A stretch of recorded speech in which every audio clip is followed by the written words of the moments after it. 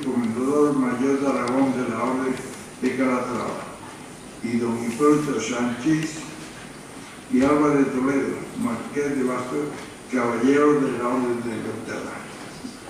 Como siempre, coordinará la sesión don José Luis Aguirre, director de la lectura de debate de Juan Sebastián Elcano, y participará también don Alfonso Bernay, jefe del protocolo del Arzobispado de Madrid. Alteza, tiene la palabra. Muchas gracias. Quiero agradecer y felicitar al Casino de Madrid, a su presidente, don Javier Torrico, a toda la Junta Directiva, a don Alfonso Ramonet, jefe de protocolo del Arzobispo de Madrid, a don José Luis Aguirre, director de la tertulia debate Juan Sebastián Elcano, por esta iniciativa que lleva a cabo en el marco del 70 aniversario de Naciones Unidas, bajo el título Paisajes, Viajes Culturales y Vivencias, que en el día de hoy tratará sobre las órdenes militares de Caballería Española, Santiago, Calatrava, Alcántara y Montesa. Y, cómo no, a todos ustedes por asistir a esta conferencia, que espero les guste y contribuya a profundizar en el conocimiento de estas centenarias instituciones tan vinculadas a la historia de España. Muchas gracias.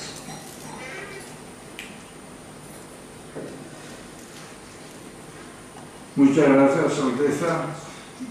José Luis Aguirre nos va a dar el guión de lo que se va a hacer esta tarde. Muchas gracias. Alteza Real, señor presidente, queridos amigos, casinistas, ilustres autoridades, queridos compañeros de nuestra tribuna, estamos, como ha dicho el señor presidente, en un acto especialísimo. Hemos conseguido reunir a las 4 órdenes militares de caballería españolas.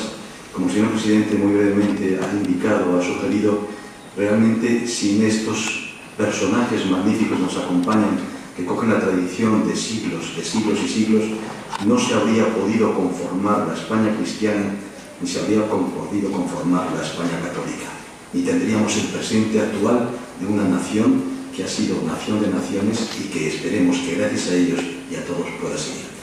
Naturalmente, toda actividad, y sobre todo cuando es una actividad casinista, como sabe bien nuestro presidente y nuestra Junta Directiva, es un conjunto de acciones, un conjunto de colaboraciones.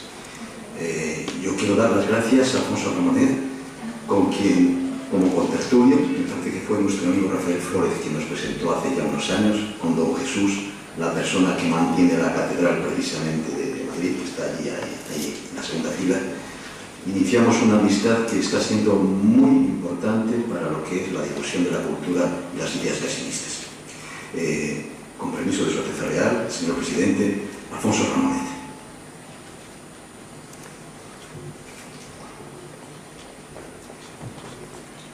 Ya funciona. Con la idea del puerto de Salud. Muchas gracias, José Luis, por las palabras y por las referencias que se han hecho a mi persona, que no merecía la pena. ¿Por qué estamos aquí esta tarde? Pues la idea nace de la necesidad de que todos nosotros nos demos cuenta de la importancia que tiene en la historia de España, de nuestra España, las órdenes militares españolas. La Reconquista no se podría concebir de un modo serio sin la asistencia de estas 4 órdenes que nacen en los siglos XI y XII y XIII, y la ayuda que han ido prestando progresivamente a los distintos cabezas, los distintos reyes, los distintos monarcas de los diferentes reinos que han configurado la España actual. Pero la historia de las órdenes militares no termina en la conquista de Granada. Comienza una nueva etapa que no es menos viva que la anterior. Si anteriormente lo que se pretendía era liberar unos territorios de unos invasores, de los infieles, que nos habían asolado desde el siglo VIII, en el siglo XV y en el siglo XVI, y en el XVII y XVIII y en el XXI, las órdenes militares permanecen vivas.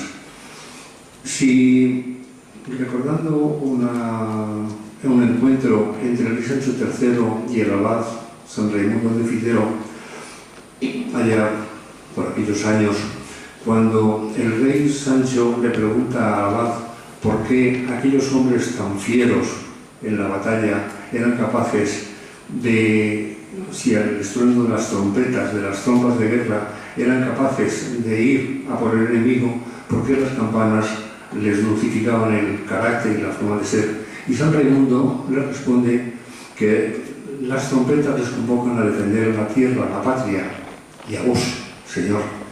Y las campanas les convocan a adorar, a alabar a Dios y a rezar por el rey al que están defendiendo. Eso creo que es una cosa que nos puede dar la clave de muchísimas cosas, de muchísimas experiencias, de muchísimas vivencias. Hoy día las órdenes militares están dedicadas a hacer obras de caridad, a ayudar al más necesitado, a dar testimonio, a mantener un patrimonio cultural. Es decir, no son entes pasivos, no son entes que están para decorar unos salones o para decorar unas calles con sus hábitos, con sus costumbres, con sus vidas. No, son gente que sigue entregada. Y por tanto, creo que todos nosotros, los que no tenemos el privilegio de pertenecer a ninguna de esas órdenes, tenemos la obligación de rendirles ese homenaje, de que se les conozca.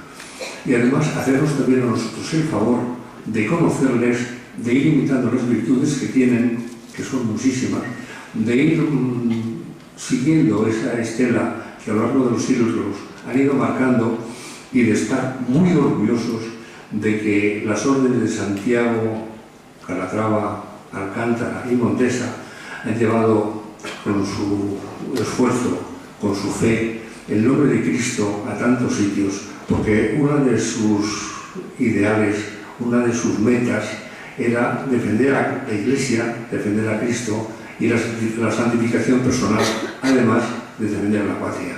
Por tanto, hoy las órdenes militares siguen vivas, nosotros seguimos orgullosos de ellas y tenemos que darles más a conocer para que la gente también se incorpore a ese esfuerzo y participe de esa ayuda que están haciendo a una sociedad hoy desgraciadamente descristianizada, pero que tanto necesita de estos testimonios.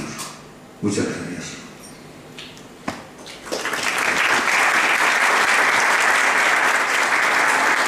Muchas gracias, querido amigo Alfonso Ramonet, por tus palabras y por tu colaboración habitual. Están ustedes, en el fondo, por encima de nuestras cabezas, están viendo distintas imágenes que en cierto modo ilustran algunas de las múltiples actividades desde la historia ya de los reyes católicos hasta el presente, con personajes ilustres, con toda la realeza española. No tiene un orden en cierto modo determinado, sí el origen de los reyes católicos, pero es un poco para que vayan viendo que hay una serie de actividades variopintas, muy importantes y muy completas. Esto es gracias al trabajo que ha hecho el estupendo equipo del ilustrísimo señor Fray Fernando Morenés y Mariátegui, Marqués de Ureña, y secretario del Real Consejo y Comendador Mayor de la Orden de Aragón, de la Orden de Calatrava, que luego hablará más adelante. Entonces simplemente es una ilustración que ustedes van viendo, son múltiples actos, son actividades históricas y también contemporáneas. Vamos a dar la palabra al ilustrísimo señor Fray don Carlos Díaz de Tejada y Montero de Espinosa, capitán de corbeta, que hablará sobre las órdenes en la Edad Media. Él es participante fundamental en la Orden de Alcántara.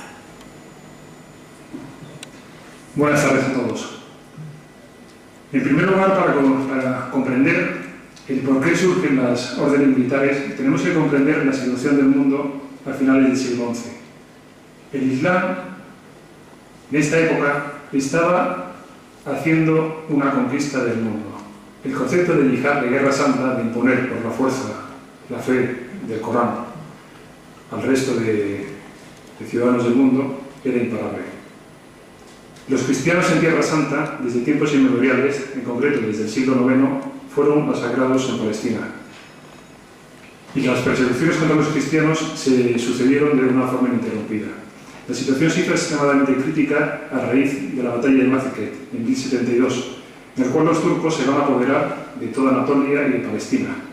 A partir de entonces, todos los cristianos que están allí, la situación es muy crítica.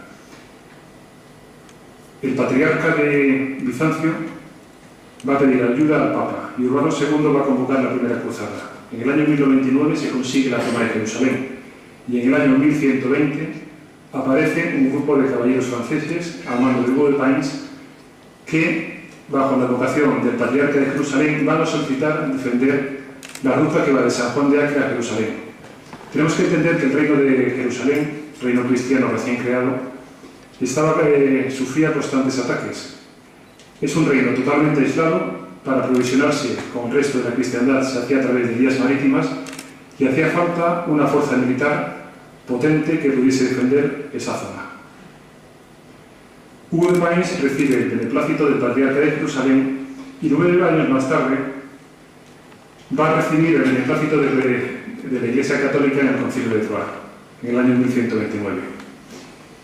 Hugo de Payns, en estos principios, la Orden del Temple, que se llama así porque el cuartel general lo tenían en un cuartel, en un edificio anexo al Templo de Jerusalén, va a formar lo que es una cofradía militar con carácter religioso. En el Concilio de Troyes se les va a permitir que sigan la regla del Cister y de forma oficial van a seguir los votos de obediencia, pobreza y castidad. 9 años más tarde recibe el beneplácito del Papa mediante bula papal. La Orden del Temple es la primera orden militar y surge así la figura del monje soldado. Si el beneplácito también de San Bernardo, que en su libro En alabanza de la nueva milicia daba el visto bueno y el espaldarazo a que un monje pudiese empuñar las armas para defender la fe, las órdenes militares, sin lugar a duda, no hubieran existido. Las órdenes militares, después de la Orden del Temple, va a surgir la Orden del Hospital de San Juan. Estas dos órdenes militares son vitales en la defensa de Jerusalén y van a recibir enormes donaciones en toda Europa. Tenemos que entender que los castillos que defendían en Jerusalén eran castillos de frontera y es imposible o muy difícil la actividad económica.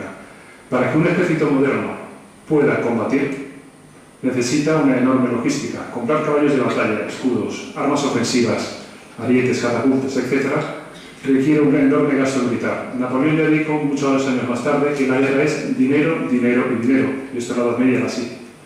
Gracias a estas donaciones, estas órdenes militares van a poder combatir y defender la fe de los cristianos en Tierra Santa. En los reinos cristianos de España, en Aragón, Castilla y León, también van a recibir donaciones y, por supuesto, las órdenes del Temple y del Hospital de San Juan van a comenzar a combatir. Fruto de este ejemplo, más caballeros cristianos y a iniciativa de la misma forma que Hugo de Payns van a surgir más cofradías militares en tierras castellanas y leonesas, en concreto en San Julián de Pereiro. Don Suero Barrientos, caballero leonés, se establece allí, iniciándose lo que iba a ser la Orden de Alcántara, en los inicios conocida como Orden de San Julián del Pereiro.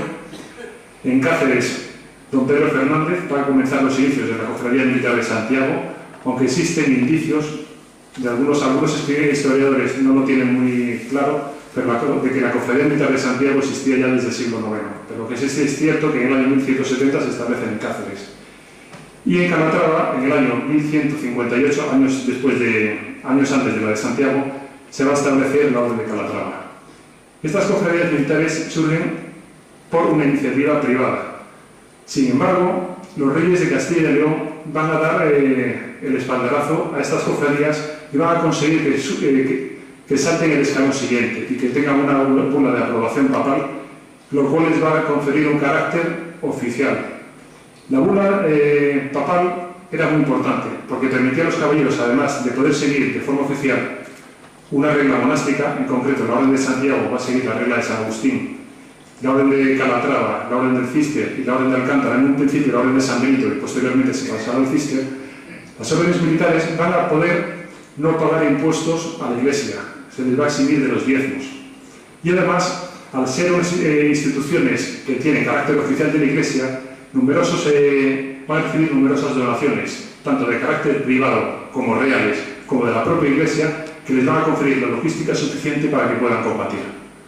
Los reyes de Castilla y León deciden alentar la formación de órdenes castellanas porque si bien las órdenes internacionales del Temple y de San Juan eran muy buenas combatiendo, los maestres no eran súbditos suyos y siempre podían estar expuestas a que hubiese una interferencia extranjera en los asuntos internos del reino.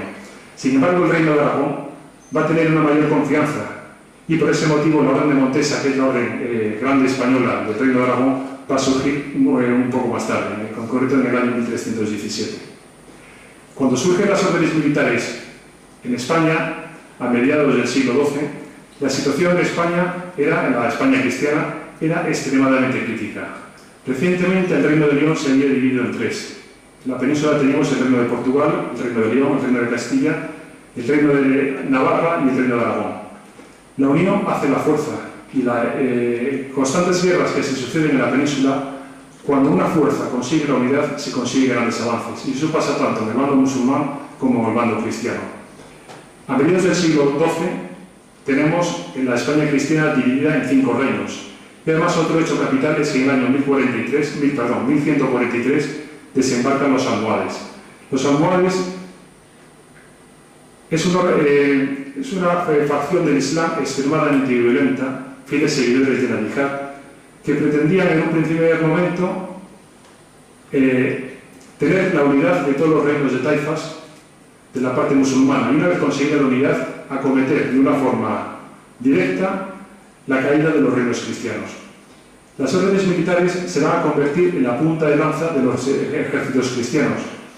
Y como ejemplo de esto tenemos que las órdenes militares están defendiendo las fortalezas más importantes de vanguardia. Las vías romanas que vertebraban la península ibérica en la Edad Media, porque en la Edad Media casi no se construían infraestructuras, las infraestructuras que había eran las romanas, además de la vía Augusta que recorre todo el Mediterráneo español, había 3 vías romanas que vertebran la península de norte a sur. Son la vía romana que sale de la vía de la Plata, que va de Mérida a León. En medio, y guarneciendo esta vía, está la fortaleza de Cáceres. La vía romana que va de Mérida a Augusta a Toledo. Protegiendo esta vía está Trujillo. Y la vía romana que va de Hispalis, de Sevilla, pasa por Córdoba, Andújar y sigue hacia el norte cruzando los Peñaperros hasta Toledo. En medio que tenemos la fortaleza de Calatrava. Años antes de que se crease la Orden de Calatrava, la Orden del Temple guarnecía la fortaleza de Calatrava y pensando que no tenían fuerzas suficientes y también viendo las que se les venía encima, la Orden del Temple decide, solicita al rey Alfonso VIII de Castilla que no tiene suficientes fuerzas y se va de ese castillo. La acometida de los almohades, una vez que tienen dominados todos los reinos de taifas, es brutal.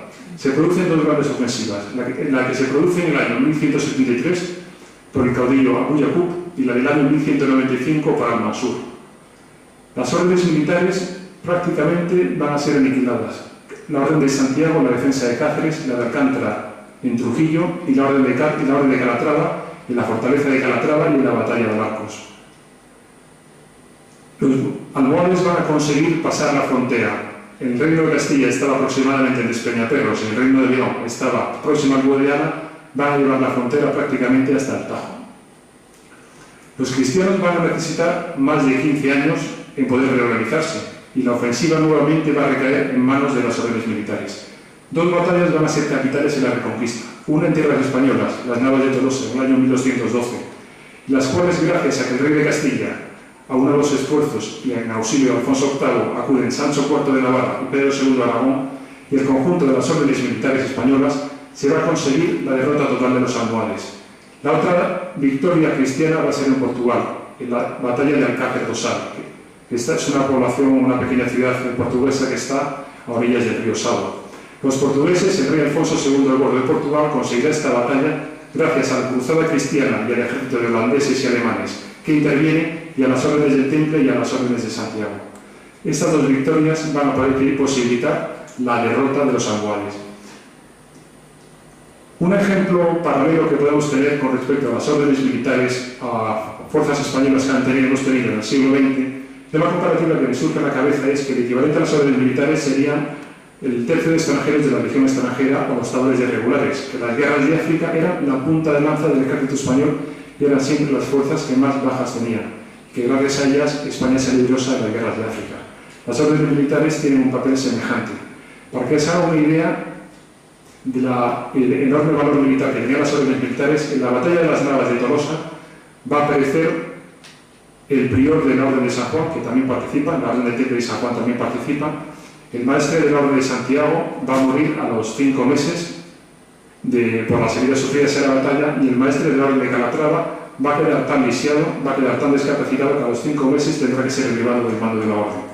2 años más tarde de la batalla de las Navas de Tolosa, en el año 1214, el rey Alfonso VIII en su testamento dona la totalidad de sus armas ofensivas y defensivas a las órdenes militares, con lo cual las órdenes van a incrementar notablemente su valor militar. Pero este reparto no lo hace de una forma homogénea, porque va a dar 1/3 de las armas a Santiago, otro tercio a Calatrava, y el otro tercio van a ser 2 novenos para la Orden del Temple y 1 noveno para la Orden de San Juan. Una vez que el poder de los almohades decae, la serie de conquistas de los cristianos es imparable. Se va a reconquistar todo el valle del Guadalquivir, Córdoba y Sevilla van a caer, y las órdenes de Santiago y Alcántara van a reconquistar prácticamente la totalidad de la provincia de Badajoz. Las órdenes militares van a recibir enormes donaciones en esta época.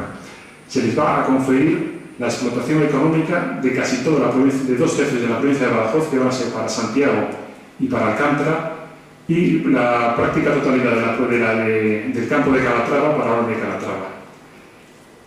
Una vez que es conquistado el valle del Guadalquivir, los reyes cristianos de Castilla, porque Castilla y León se unen en el año 1232 gracias a la figura de Fernando III el Santo, van a iniciar el asedio del reino de Granada. Granada es un reino que gracias a una orografía magnífica es muy difícil de conquistar. La táctica cristiana consistió en intentar aislarlo, con lo cual van a iniciar la conquista de los castillos del Estrecho. Las 3 fortalezas principales son Algeciras, Tarifa y Gibraltar. En esta época es cuando va a surgir la Orden de Montesa. La Orden de Montesa surge en el año 1317 y va a surgir porque 3 años antes la Orden del Temple ha desaparecido, a instancias del rey Felipe IV el Hermoso de Francia, que para intentar apoderarse de los bienes de la Orden va a conseguir que el Papa disuelva la Orden. Para mantener o para paliar este vacío de poder, el rey Jaime II de Aragón va a realizar las acciones pertinentes para que se cree una orden militar en Aragón que supera la carencia de la orden de templaria. Es una diferencia que vemos entre Montesa y las otras órdenes. Las 3 órdenes castellanas surgen a iniciativa privada y la Orden de Montesa surge bajo una iniciativa real. En el año 1340 se produce otra batalla campal importantísima para la Reconquista, que es la batalla del Río Salado. En esta batalla, otra fuerza semejante a la de los almohades, en este caso los benimerines, intentan el asalto de la península. Los benimerines querían en un primer lugar refortalecer el reino de Granada. Una vez que el reino de Granada estuviese fortalecido, reconquistar para el bando musulmán toda España. La batalla del Salado hay una clave, que es el factor naval.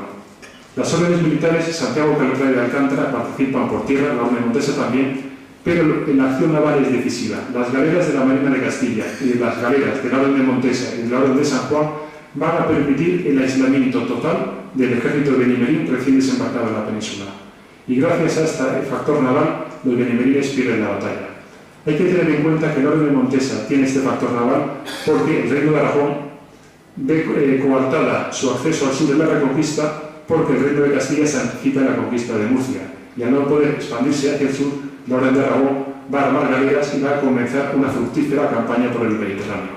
Y la Orden de Montesa, que guarnecía las fronteras de Aragón, lógicamente sigue aguas al rey de Aragón y también armará flotas de galeras, lo mismo que hacía la Orden de San Juan, que son las órdenes militares más marineras con diferencia. Hay algo de la Orden de Santiago también tuvo alguna galera, pero en un carácter mucho más pequeño. Una vez que los benimerines son derrotados, la conquista del reino de Granada se va a demorar bastante, porque a 1350 accede al trono de Castilla Pedro I el Cruel y se van a iniciar una serie de guerras civiles. Y hasta el año 1492 Granada no va a caer. Por supuesto, la participación de las 4 órdenes militares en la toma de Granada, por supuesto, es vital.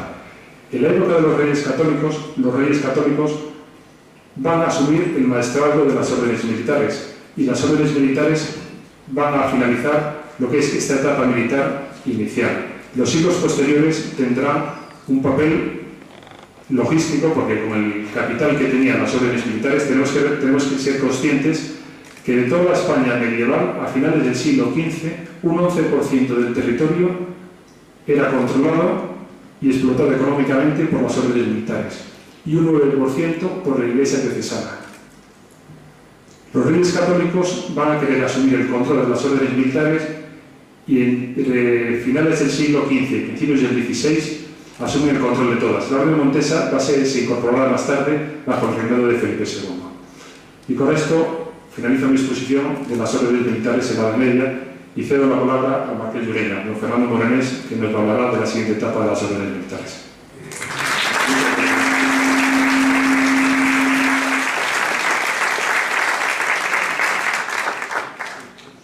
Antes de que hable el señor Morenés, tenemos que dar paso a Hipólito Sanchís Álvarez de Toledo, Marqués del Basto. Como ustedes están viendo, hemos tenido que preparar un formato un poco especial para que tuviera una cierta agilidad, algo tan importante y tan fundamental en la historia de España como son las órdenes militares. Entonces, nuestros ponentes han sido tan gentiles que no han trabajado solamente sobre la orden que representan, sino que han hecho un resumen para dividirlo en partes históricas. Pues ahora vamos a pasar a la exposición que va a hacer el excelentísimo señor Frei, don Hipólito Sanchís Álvarez de Toledo, Marqués del Basto, que hablará sobre las órdenes militares en la Edad Moderna, aunque él realmente representa a la Orden de Montesa. Adelante, don Hipólito. Muchas gracias. Buenas tardes a todos. Bien, el periodo de la Edad Moderna es uno de los peores estudiados en las órdenes militares, sobre lo peor que es la Edad contemporánea. ¿Por qué? Porque realmente los estudios se centran sobre todo en la figura de los caballeros y su significación social. Hay una parte de las órdenes que queda fuera un poco, aunque últimamente en la revista de Historia de las Órdenes Militares estamos viendo algunos artículos al respecto. Como decía, hay una parte que queda un poco fuera, que es los frailes conventuales y la parte más religiosa de las órdenes militares. Lo que ha dicho mi hermano en las órdenes es correcto. Hay un cambio de énfasis a partir de finales del siglo XV, principios del XVI, en la función de las órdenes militares. Se pasa de una función eminentemente militar a otra más social, pero aún así sin perder ni el carácter militar ni religioso. Hay dos hechos fundamentales que, resumiendo un poco de este periodo, van a marcar. El primero es la incorporación a la corona, que ya más adelante hablará extensamente don Fernando. Bien, esa incorporación a la corona va a producir que a partir de este momento las órdenes militares van a ser instituciones del Estado y como tales van a ser utilizadas por la corona fundamentalmente para premiar servicios y carreras militares. En el siglo XVII, por ejemplo, la Orden de Calatrava tenía fama de ser la orden más dura, la orden más reservada para la vieja nobleza tradicional. Sin embargo, la Orden de Calatrava era la orden, podemos decir, de los burócratas, es decir, de aquellas personas que habían tenido una carrera administrativa dentro de la España de las Austrias.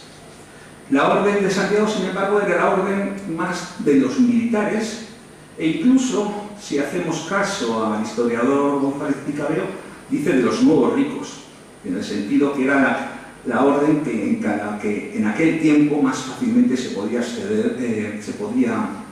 acceder por tener menos requerimientos. Sin embargo, en el siglo XVIII esto cambia. En el siglo XVIII los reyes, los borbones, van sobre todo a premiar a militares con hábitos.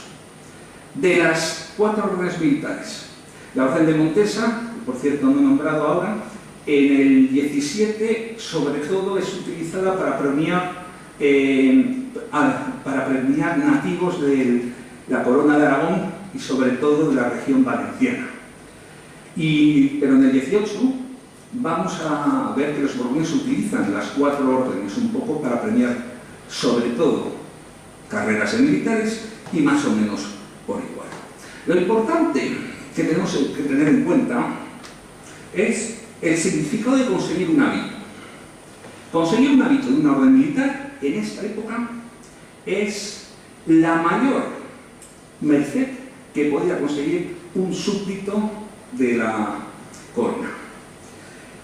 Hasta tal punto que en el protocolo, por ejemplo, de la Corte de 1604, los caballeros de las órdenes militares son situados junto a los grandes de España.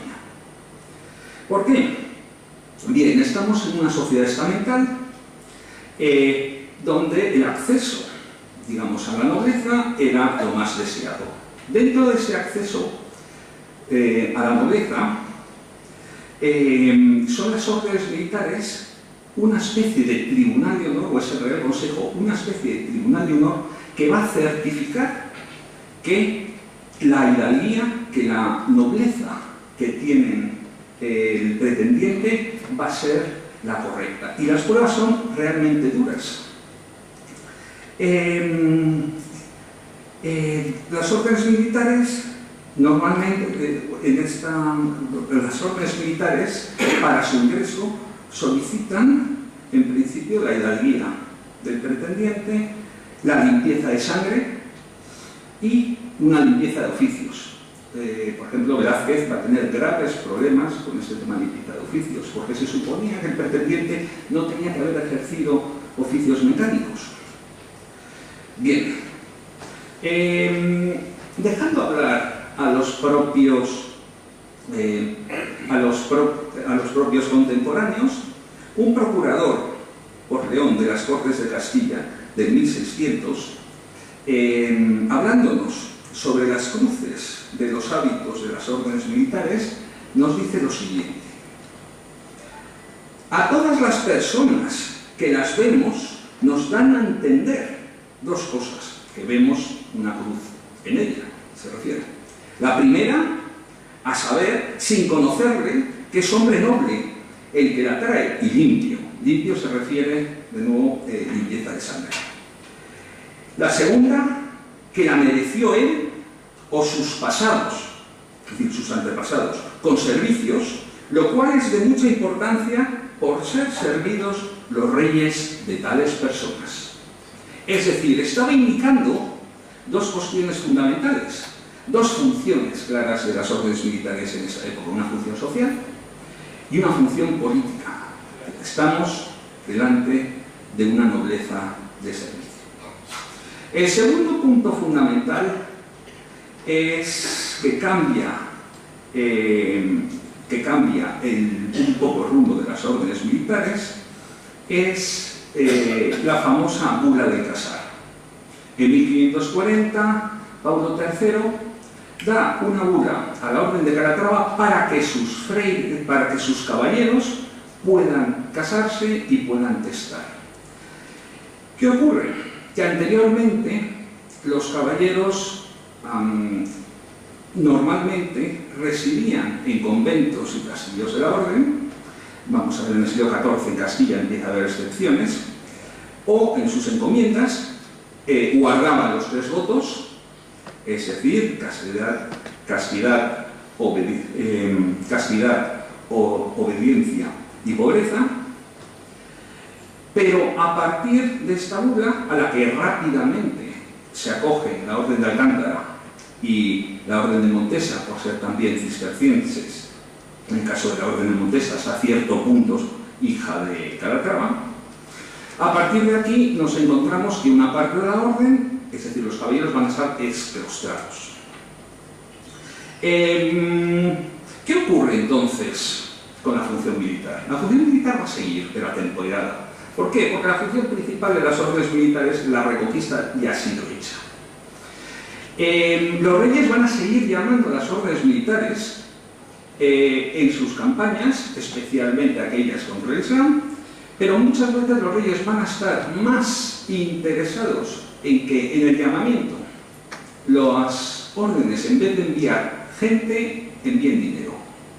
¿Por qué? Porque más que milicias señoriales puramente medievales, ya estamos en tiempos de los reyes católicos, el gran capitán, eventualmente los tercios de Flandes, están más interesados en reclutar soldados profesionales y tener un ejército mucho más profesional. Sin embargo, por ejemplo, la Orden de Santiago, a finales del 17, recluta 3 galeras que son propias de la Orden, que están constantemente ayudando a sus majestades en todas sus guerras. De hecho, cualquier novicio de las órdenes militares, aparte de pasarse un mes, me refiero a caballeros, aparte de pasarse un mes en un convento, tenía obligatoriamente que hacer unos 6 meses de servicio militar, especialmente en galeras. En 1640 hay en esta función militar, atenuada, como digo, hay un punto de inflexión que es el llamamiento que hace Felipe IV para reunir un regimiento, un batallón, mejor dicho, que llamará Batallón de las Órdenes, en el cual solamente un 11% de los caballeros acude y el resto envía sustitutos. ¿Por qué? Porque estamos diciendo ya que las órdenes militares han entrado en el derecho premial de la corona. Es decir, se premian a carreras de gente ya con cierta edad. Y había muchos caballeros que ya no tenían la edad ni la condición física para realmente poder ejercer la milicia. Y muchos otros, los que sí lo estaban ya luchando, por otro lado. Bien, en 1650, por una real cédula, se establece el batallón de órdenes, que será el padre o que será el antecedente de lo que en el siglo XVIII vamos a conocer como el regimiento de las órdenes militares. Todas estas unidades militares que he nombrado estaban mandadas por caballeros, sus capellanes eran freires de las órdenes y sacerdotes de las órdenes, y estaban total o parcialmente pagadas con rentas de las órdenes militares. Es decir, durante esta edad contemporánea, durante esta época moderna, las órdenes militares no olvidaron su función militar. Esto a día de hoy vemos un reflejo en el hermanamiento de distintas órdenes militares con distintos regimientos actuales que tienen sus antecedentes en estas unidades. Bien, otras funciones que las órdenes militares tienen en esta época son menos conocidas. ¿Por qué? Porque, como digo, han sido más estudiados los caballeros que los clérigos y los frailes de la orden. Sin embargo, dentro del mundo cultural, especialmente dentro de los propios territorios de las órdenes, la función de las órdenes militares es muy importante. ¿Por qué? Porque tenían colegios mayores y tenían seminarios. Especialmente, por ejemplo, en Valencia, hablando de la Orden de Montesa, tenemos a varios rectores de la Universidad de Valencia en el 17 y 18 que eran clérigos de la Orden de Montesa. Tenemos también que la Orden de Santiago sigue con su función hospitalaria y con el Hospital de Cuenca, y también las órdenes militares imparten servicios religiosos en sus territorios y en sus respectivas parroquias. Si nos ponemos a enumerar quiénes durante esta época formaron parte de esta élite, pues la verdad es que sería largo, pero vale la pena que echemos un vistazo. Por ejemplo, apellidos como Mendoza, Manrique, Pimentel, Figueroa, Enríquez, Álvarez de Toledo, Fernández de Córdoba, Velasco, Pacheco de la Cerda y Tellez de Girón, o sea, las principales casas de los grandes de España de la época, podemos ver esos apellidos en expedientes de hábitos.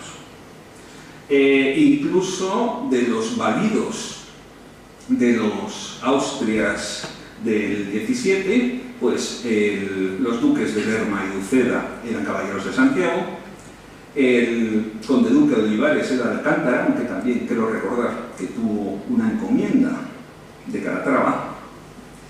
Tenemos a cortesanos como el príncipe de Éboli, Ruy Gómez de Silva, que era caballero de Calatrava, y Rodrigo de Calderón, el famoso marqués de Siete Iglesias, que era caballero de Santiago. Incluso súbditos de la corona que terminaron su carrera en las Indias Muchos de ellos terminaron con hábito. Por ejemplo, Hernán Cortés, el propio Alvarado, Francisco Pizarro y Meléndez de Ávila eran caballeros de Santiago.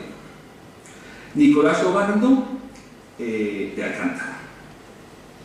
En la lista de comendadores, virreyes, capitanes generales, maestres de campo, pues sería enorme. Bueno, el gran capitán Gonzalo Fernández de Córdoba era caballero de Santiago, el gran duque de Alba era caballero de Calatrava, don Álvaro de Bazán también, el propio almirante Andrea Doria era caballero de Santiago y también lo fue Ambrosio Spínola, el que mandaba las tropas españolas en la rendición de Breda.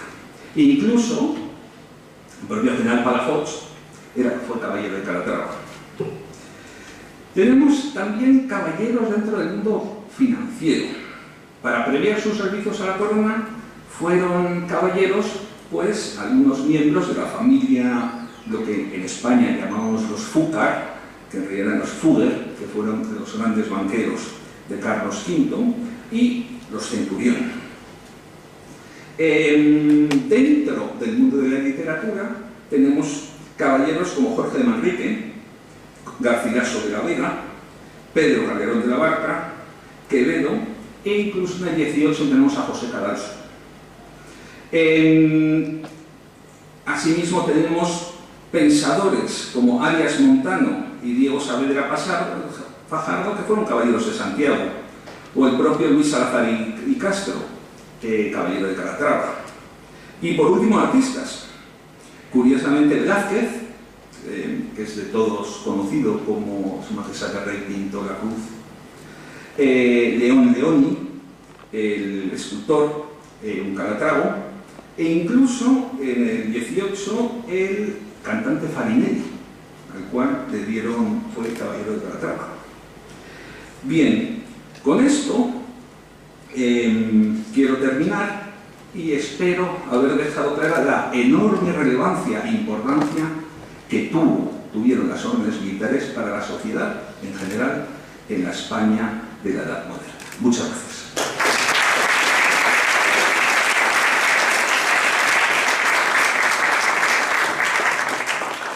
Querido amigo Marqués del Basto, Hipólito Sanchís Álvarez de Toledo, muchas gracias por tu intervención. Cuando estamos en el Ecuador de esta sesión del Foro de Opinión del Casino de Madrid, quiero recordar de forma muy especial que este acto no sería posible, en primer lugar, como tantos otros, de la tertulia que yo dirijo con Sebastián Elcano, sin el apoyo permanente del señor presidente y de la Junta Directiva, pero en este caso concreto quiero además dar las gracias nuevamente a Alfonso Ramonet y también a nuestro próximo ponente, porque esta ha sido una labor importante reunir a tan ilustres contertulios y ponentes que además, como están viendo ustedes, están hablando en general de las órdenes hermanas y están dejando incluso de lado la suya propia. En este caso, anteriormente fue nuestro amigo el capitán de corbeta, don Carlos Díez de Tejada y Montero de Espinosa, que habló representa a Alcántara, el Marqués del Basto representa a Montesa, y ahora a quien tengo que agradecer tu colaboración, querido Fernando, el ilustrísimo señor Frei Fernando Morenese Mariátegui, Marqués de Ureña y secretario real del Real Consejo Comendador Mayor de Aragón de la Orden de Calatrava. Y también agradecer también el apoyo y la asistencia que Su Alteza Real del Conde de Calabria ha tenido con nosotros. Es muy importante, esto de dar gracias es muy importante porque hoy en día vivimos como si todo fuera fácil y todo exige un esfuerzo y todos tenemos nuestro tiempo y cuando lo dedicamos a los demás, sobre todo cuando son gentes con tanta acción que hacer, hay que agradecerlo. Querido Fernando, gracias adelante.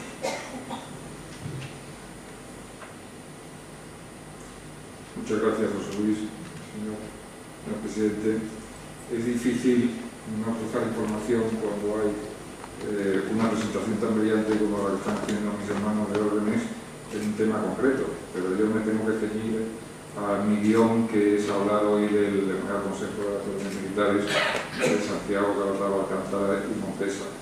Es un tema de difícil comprensión si no se contempla el largo proceso evolutivo de estas cuatro instituciones, que aunque se desconoce con exactitud la fecha de su creación, la mayoría de los investigadores la sitúan en el entorno del año 1498. Tampoco se puede entender sin conocer la vinculación constante de las órdenes militares con los monarcas hispanos desde su nacimiento.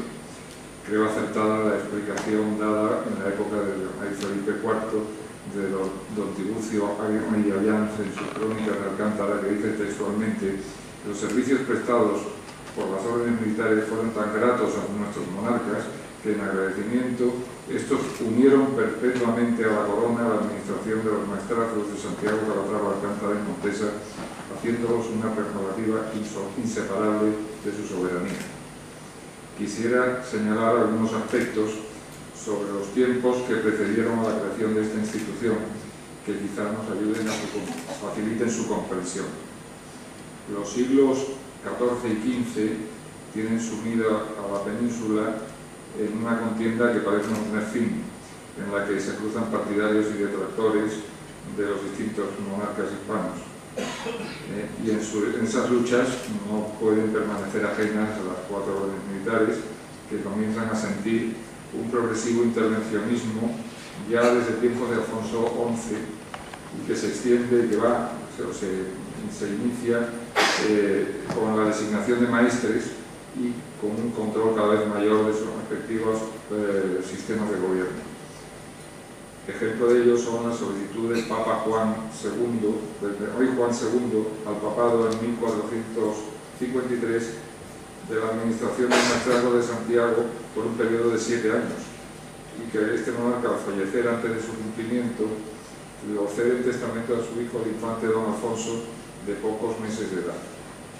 También el rey Enrique IV solicita y obtiene del Papa Calixto III la administración de las órdenes de Santiago y Alcántara por 15 y 10 años respectivamente, y en el mismo sentido solicita del Papa Pablo II el de Calatrava. El profesor don Carlos de Ayala, en su estudio sobre las órdenes militares en la Edad Media, sitúa la decisión de los reyes católicos de incorporar de manera irreversible los distintos maestrazgos a la corona en la década de 1480 a 1490, y sostiene que en 1488 el rey Fernando ya disponía de una autorización papal para incorporar los distintos maestrazgos a medida que fueran quedando vacantes. A juicio del profesor y académico don Luis Suárez, nos encontramos ante un proceso de fortalecimiento del trono que irremediablemente pasa por la conquista de Granada, impensable sin el concurso de las cuatro órdenes. Granada constituye la última campaña de la Reconquista y la última intervención militar de las órdenes. Con ella, los reyes católicos dan por finalizado un largo proceso de unificación de España. Ha sido un largo periodo, 7 siglos de constantes y violentos choques entre la cultura musulmana y cristiana. Existen teorías de todo género sobre los hechos que motivaron esta incorporación de los maestrazgos a la corona.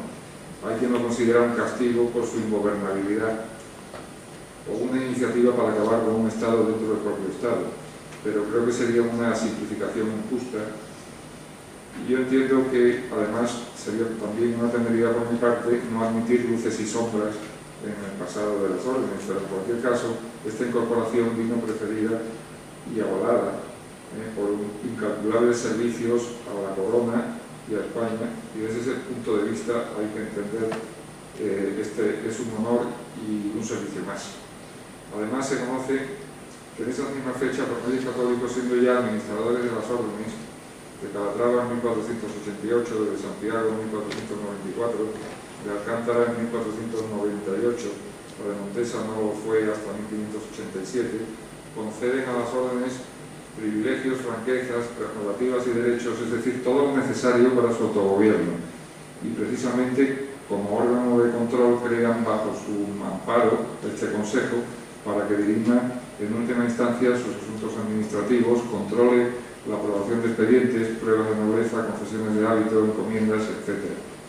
Los reyes católicos, como decía, incorporan las órdenes a la corona con carácter vitalicio, aunque no alcanza su forma definitiva hasta el año 1523, con el Papa Alejandro VI, mediante la bula Dum Intra Nostre, quien la otorgaría al emperador Carlos I de España, bajo la fórmula de administrador a perpetuidad por autoridad apostólica, denominación que no tiene precedentes en la historia. No obstante, no sería hasta 1592, con Felipe II, cuando se sumaría a dicha administración la orden de Montesa. Un argumento indudable peso Para esta incorporación lo constituyen los dominios de las órdenes militares, que llegan a alcanzar, como ya se ha dicho, aproximadamente el 11% del territorio nacional, es decir, 58.000 kilómetros cuadrados, con más de 180 encomiendas, 670.000 habitantes aforados, lo que le proporciona un altísimo nivel de riqueza y de poder.